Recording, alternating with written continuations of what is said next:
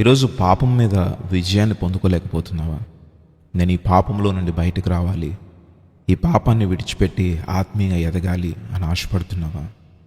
అయితే నువ్వు చేయవలసినది ఏంటో తెలుసా? దేవుని యొక్క వాక్యాన్ని నీ హృదయంలో ఉంచుకోవాలి.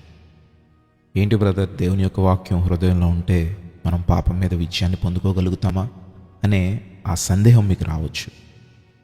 ఇక్కడ ఎక్స్పీరియన్స్ చేయబడిన భక్తుడు మీకు చెప్తున్నాడు, దేవా, నేను పాపము చేయకుండానట్లు నా హృదయంలో నీ వాక్యాన్ని నింపుకొని ఉన్నాను అని కీర్తనకారుడు అంటున్నాడు.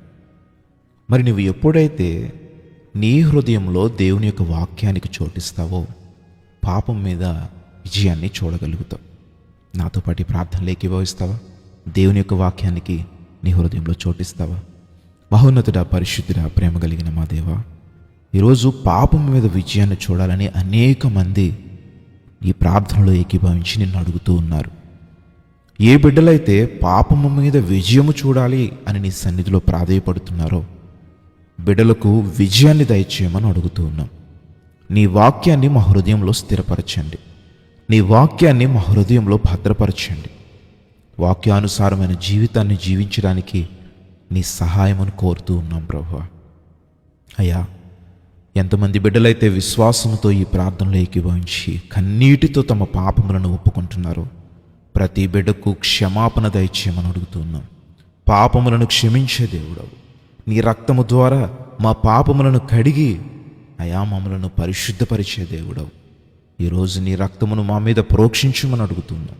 పాపము వలన వచ్చు జీతము, ప్రతిఫలము అయా అనుభవిస్తున్నటువంటి ప్రతి ఒక్కరి జీవితంలో ఆ వేదనను, ఆ కృంగుదలను అయా ఆ యొక్క నేను ప్రతిఫలమును తొలగించి ప్రభువా, వారు ఒప్పుకుంటున్న ప్రతి పాపమును క్షమించి ప్రభువా, నీ సన్నిధిలో వారు సంతోష హృదయముతో నిన్ను ఆరాధించే కృపను దయచేయమని అడుగుతూ ఉన్నాం. అయా, ఈ కాలంలో పాపం మీద విజయాన్ని మేము చూడలేకపోతున్నామంటే నీ యొక్క వాక్యం మా హృదయంలో నిలిచి ఉండట్లేదనే కదా ప్రభువా. నీ వాక్యాన్ని మాలో స్థిరపరచు ప్రభువా. విన్న వాక్యము, చదివిన వాక్యము మా హృదయంలో స్థిరపరచండి తండ్రి.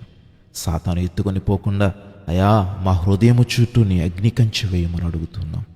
మా జీవితాలు వాక్యానుసారమైన జీవితంలో ఉండాలని మేము ఆశపడుతున్నాం ప్రభువా. నీ సహాయం మాకు దయచేయమని యేసు నామములో అడుగుచున్నాము తండ్రి. ఆమేన్.